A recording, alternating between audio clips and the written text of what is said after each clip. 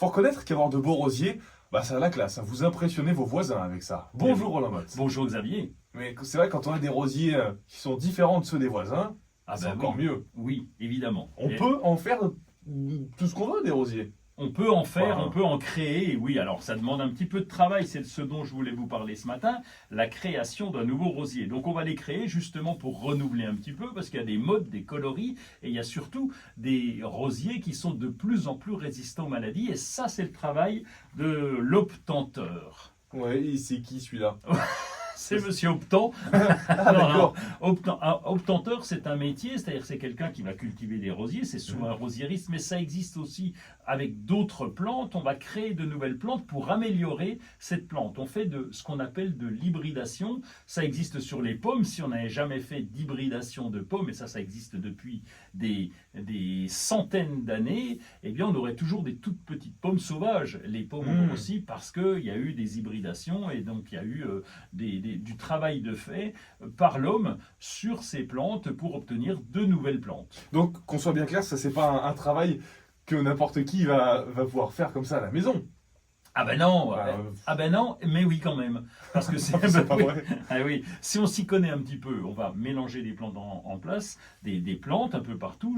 Je connais un obtenteur d'ailleurs qui a des centaines de plantes dans une serre, il est en Angleterre, et il observe, il a le temps, il observe Ah, chaque il faut avoir le temps pour observer toutes ces plantes.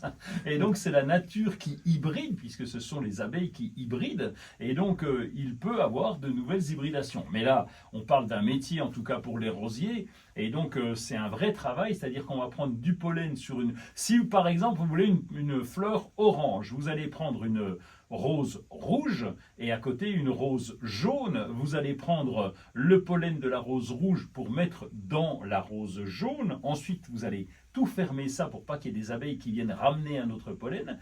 Ensuite, vous allez avoir des graines, et ces graines, avec un peu de chance, eh bien, vous allez avoir soit des jaunes et rouges, soit des rouges, elles ont pris les qualités du père ou de la maman en jaune, et peut-être que vous aurez une orange. Donc c'est un gros travail d'observation, enfin déjà d'installation de ce pollen. Ensuite, on va semer, on va observer les jeunes semis, et après, on va pouvoir sélectionner ce qu'on souhaite. Mais c'est un cauchemar, c'est super long votre truc.